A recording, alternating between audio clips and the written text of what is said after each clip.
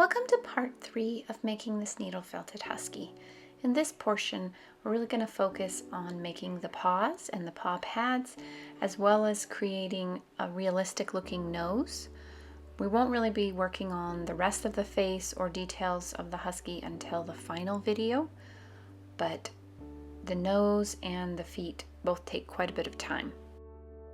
So I start by taking small bits of the gray wool and I roll just really tiny little pieces in my fingers to get the felting process started. And then once I have little wool balls, I will put them onto the paw itself. And I put 2 in the center of the foot in the front, and then I'm going to put 2 on the outer edges about halfway down the first toe. I'll start the outer toe. So halfway down the middle toes will be the outer toes.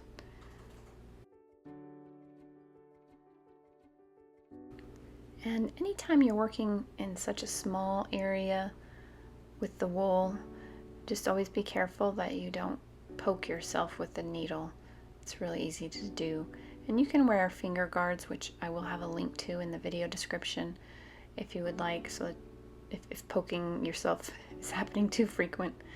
The more practice that you get, I think you poke yourself less and less, but this is definitely a part where you could easily get poked. I'm just adding a little bit of white wool on the outer edge of the paw, just to sort of finish building up the toe itself. Well, it's not going to be finished for a little while, but I just want to make sure that there is enough wool on the outside to look like the dog's toe is actually there. So as I add the paw pads, then I will build up more of the outer part of the foot wherever it's necessary.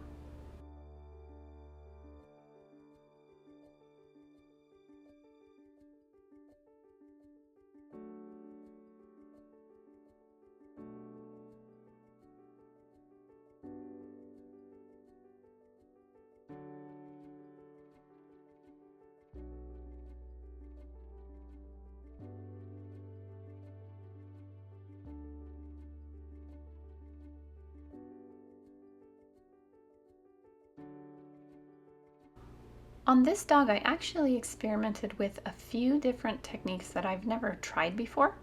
So some of it I liked the way it came out. There was a couple things that I think I would have done differently, and so I'll try to kind of tell you what I thought worked and what didn't work as well or was more difficult, and you can just decide how you would like to make your dog.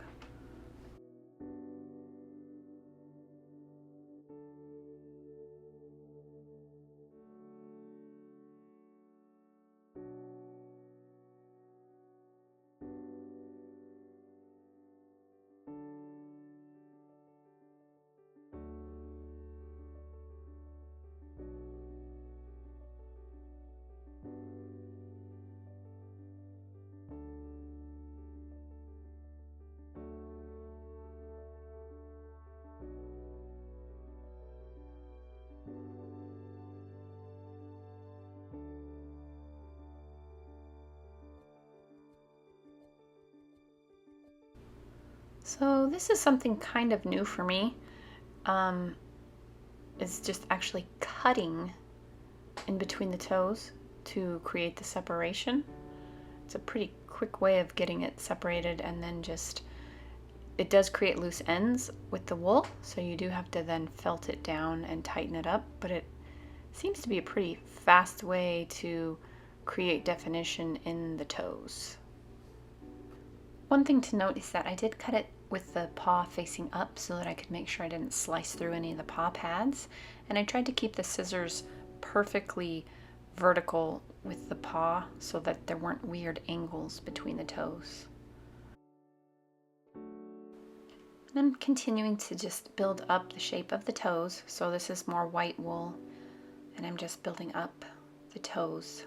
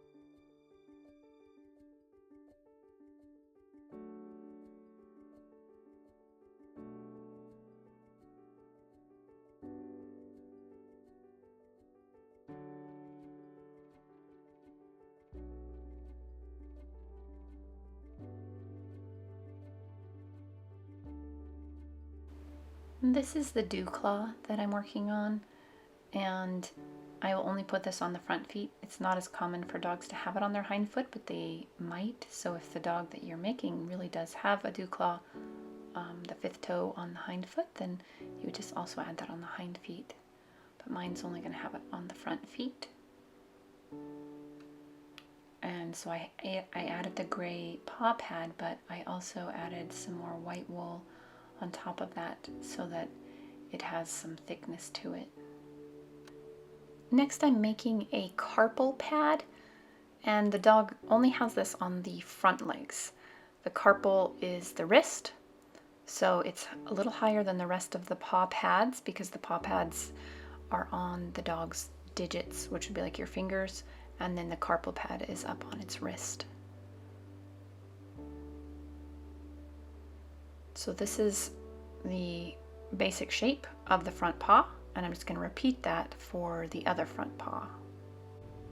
Next, what I'm doing is something I've also never done this before, but I am adding some paint that I have mixed with Mod Podge Matt, and it's about 3/4 Mod Podge Matte and 1/4 gray acrylic paint. And I blended that, and I'm putting a coating on the paw pad. I just was trying to give the paw pads a different texture than the rest of the wool.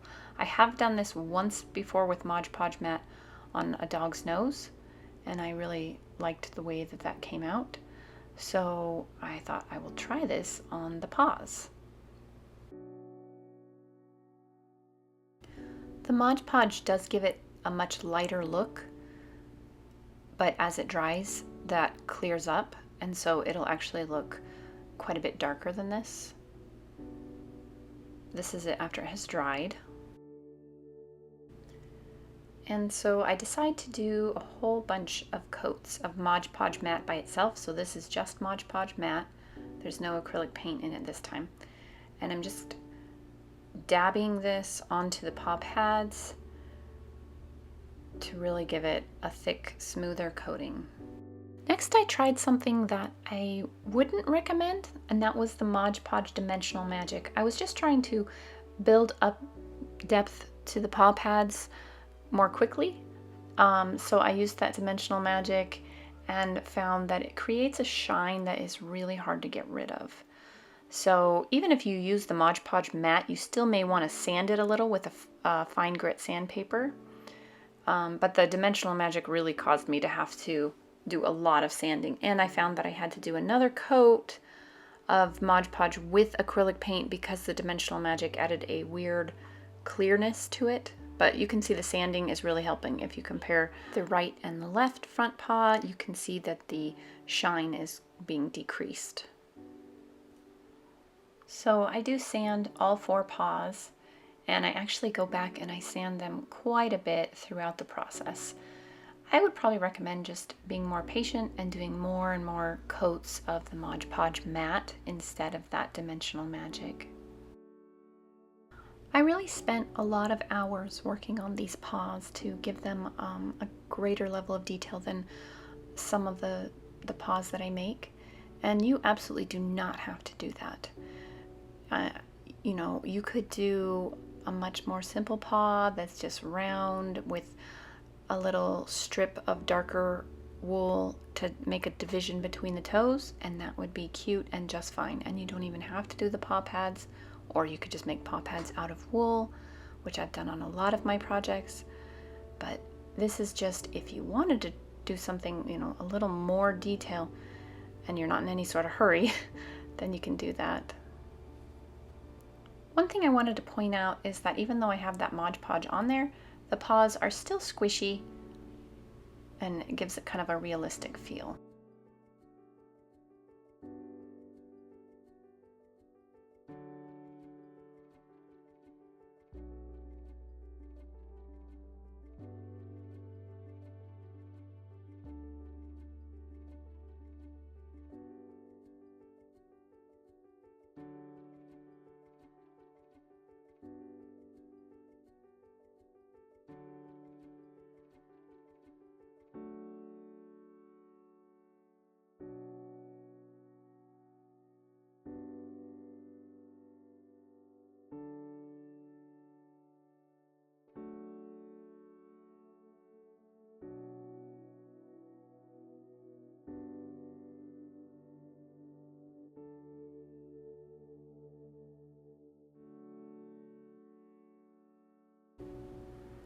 So here it is totally out of view, but I'm taking a reverse felting needle and I'm pulling wool from between the toes downward just to make it seem more real, and doing more and more sanding. There's a lot of sanding.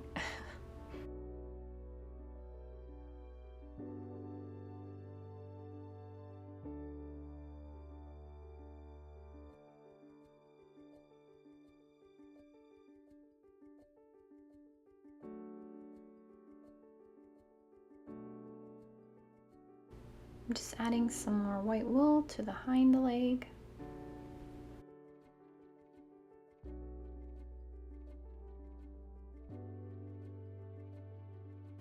And also to the front leg.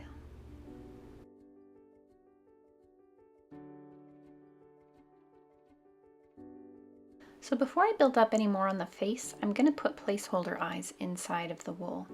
I'm using an awl to poke a hole that will allow these plastic safety eyes to be inserted. And I am going to measure. I want there to be a distance in between each eye of 3 eye widths. So the eyes that I'm using are 7.5 millimeters in width, and I am going to measure so that I then have 22.5 millimeters in between the eyes, not from the pupil but from the actual edge of the eye. If you used a smaller eye, that would work as well. I think anything in the 6 or 7 millimeter range would be fine. I probably used the higher end of what would seem realistic for this dog, so you could definitely go with smaller eyes if you wanted to go for even a little bit more realism. Now I'm just going to be building up around the eye sockets with the wool. This will make it so that the eyes fit very snugly in the head when I go to glue them in. I want to make sure that it is a flat plane where the eyes are, so that it's not like one eye is further back in the head than the other.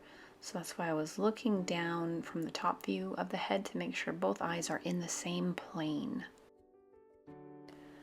As I start to work on the muzzle, I'm going to make sure that I also build up a little bit in between the eyes. It's not super thick between the eyes, but it is thicker than what I currently have. And then I rolled this little bit of wool just to start making a shape of where the muzzle will be. I'm actually going to mark the shape of the muzzle where it comes off of the face with this fine point Sharpie. So right now I'm marking the upper portion of the muzzle. I'm marking how high up I want it to be and how wide. I'm using the eyes as a point of reference, so about halfway up the eyes is where I want the muzzle to start its height. On the upper portion and the outer portion of the muzzle, I'm going to use the inner and outer part of the eyes. So at the top of the muzzle, it should be right around the inner portion of the eye, and on the lowest part of the muzzle, it's going to be closer to the outer portion of the eye. I just took some wool and made a little pillow that I'm going to start building up some bulk to the muzzle.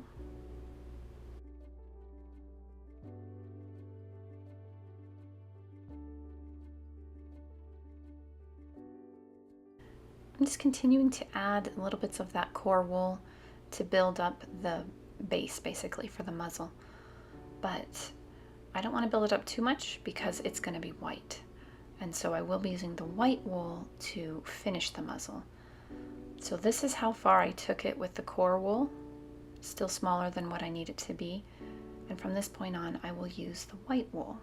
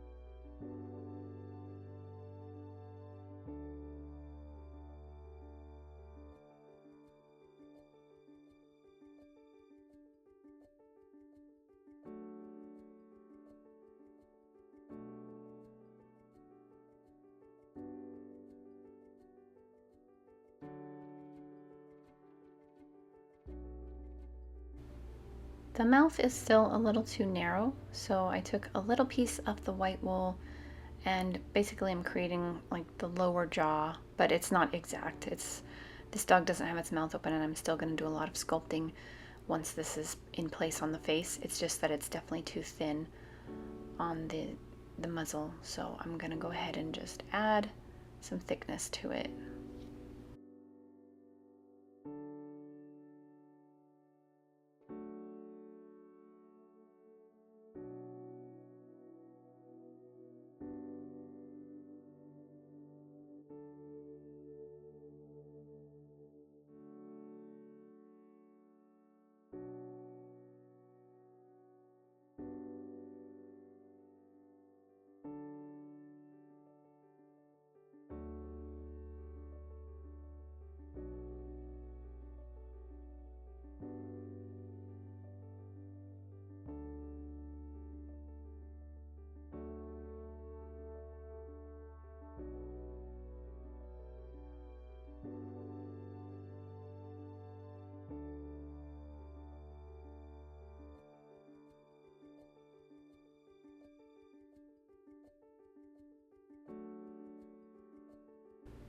Here I'm just adding some wool to build up the width of the muzzle. And again, that lower portion of the muzzle, right above where the mouth is, should be close to the same width as the outer portion of the eye, or maybe, 3/4 through the eye.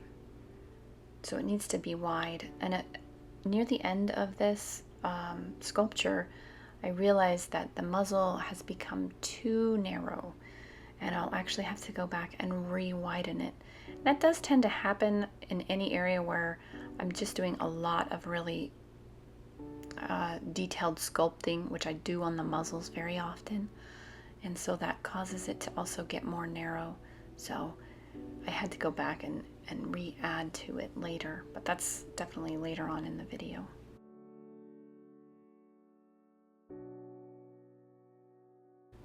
I'm working on the width of the skull, like beneath the eyes. It should actually be in a little bit.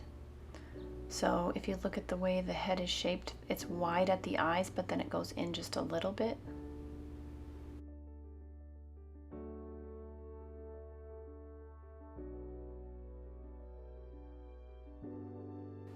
I'm just starting to create a little bit of definition for where the mouth is. And this actually is an ongoing process on this particular dog, just trying to get it right. You want it to match on both sides. And there was a little bit of an up curl in the very corner of its mouth, but not a huge amount.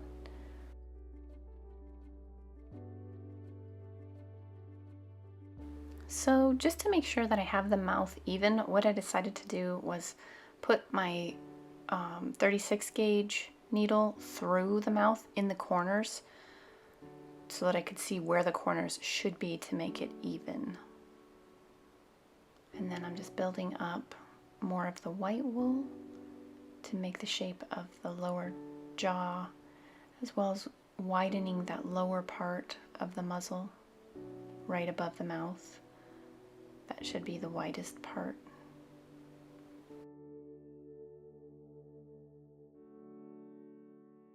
Then, just to be sure that everything is even, I am measuring from the bottom of the eye to where the corner of the mouth is and making sure that I actually do have it the same on both sides of the face.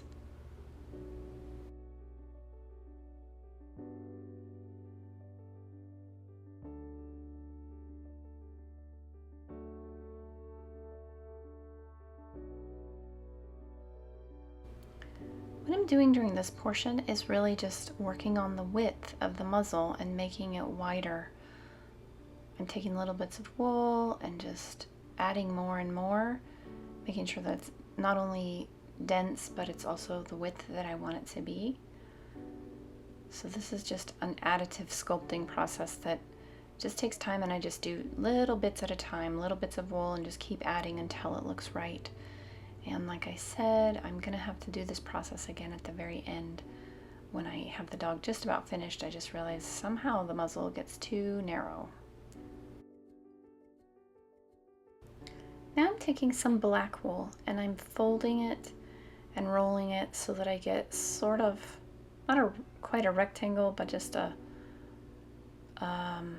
in something in between a rectangle and a triangle shape, just to start with, to get this nose marked out on its face. So I attach the black wool,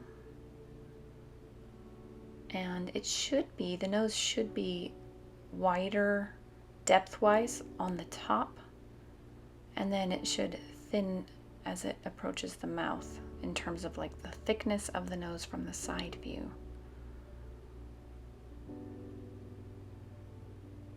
I'm going to tuck in all the loose fibers that I can.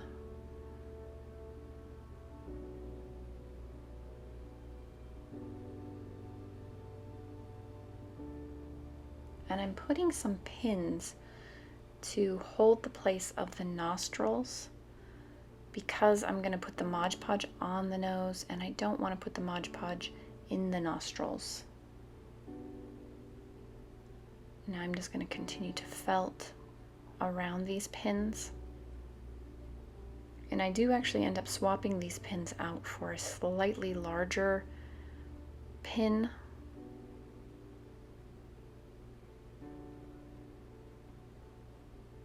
And just build up the nose really slowly. You don't want to get it too big and then struggle with making it smaller. It's better just to do a little bit at a time.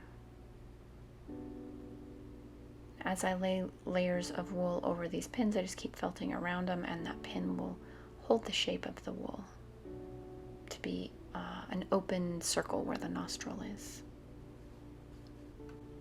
This is actually my first attempt at this technique. This is not my own invented technique. I know other people use this technique, and I just thought I would try it out with these pins as placeholders in the nose.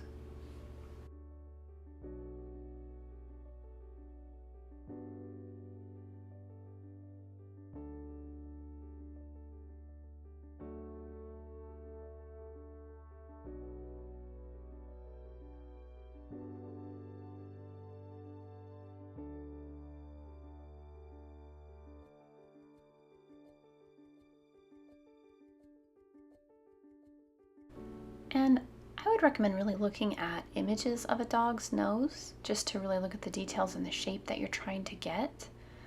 This is a picture of the finished husky and the nose that I made, but it'd probably be helpful just to look at images of a real dog's nose so that you know what shape you're trying to get, and look at it from every angle, from the side, the top, the front.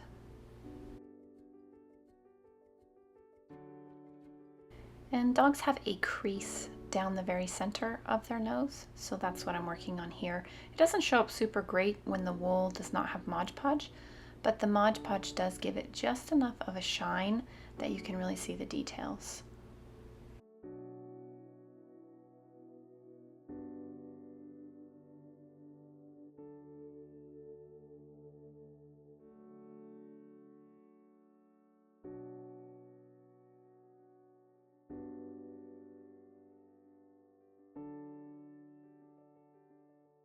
I just keep turning this and checking it from every angle.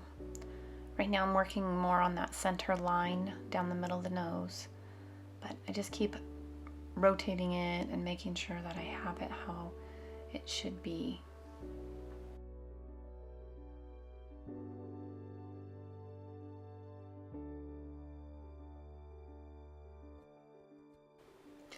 Now I'm going to take a little bit of the white wool and lay it across the top part of the nose, because this is a part where the nose sort of, the nose leather is fading into the muzzle, and some of the white fur will be visible growing up through the darker skin right there. I apologize that so much of that was out of view. I'm going to do a similar thing though on the lower part of the nose, where it blends just above the mouth. So right now I'm reverse felting and pulling some of the white through the black, and then I'm actually going to go ahead and add some more white on top of the black, which is what I did on the top of the nose, just to sort of give it a more faded look.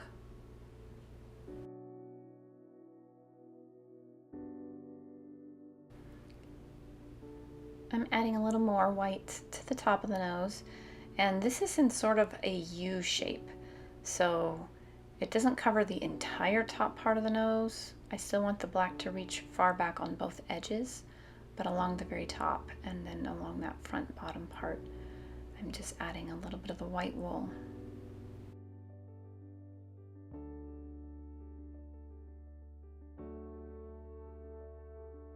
I know people always ask how long it takes to make these needle felted sculptures, and it totally depends on the detail level, but on this dog I am keeping like a log of how long it's taking me, so ever so often I'm just updating with how many hours I am into this project. So this is what the nose looks like now in terms of its overall shape. I'm now going to add the first coat of the Mod Podge Matt to the nose, and I'm going to put it everywhere on the nose except for right around those pins.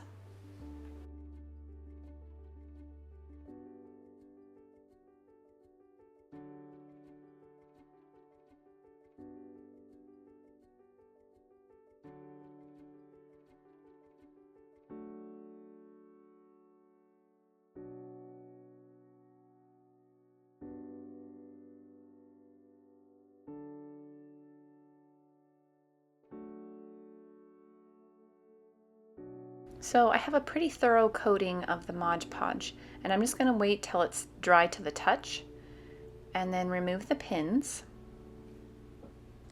and then felt down inside the nostrils, making sure there's no loose fibers that are exposed.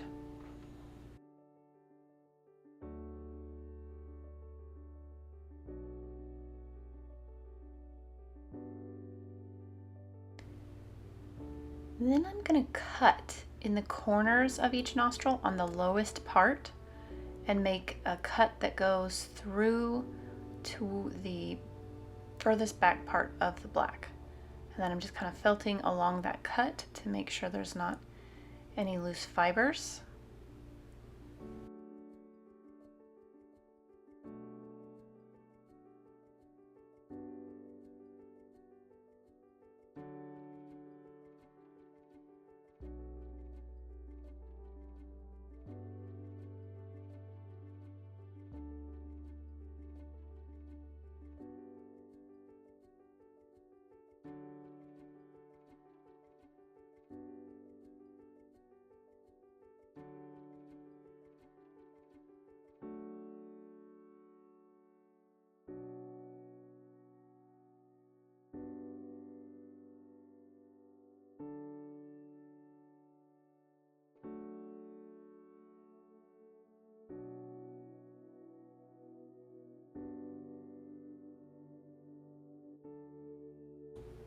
And then I'm just going to trim any little bits of wool that are making the nose seem pokey or hairy looking.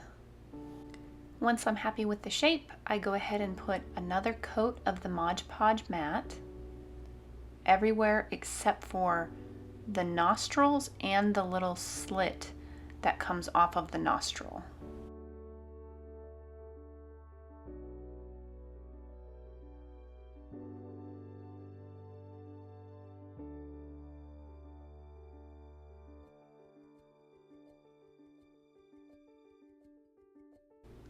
I let it dry till it was just barely tacky, and then I'm pressing down on any little lumps or bits of wool that are kind of sticking out in a way I don't like, just to give it a more smooth look.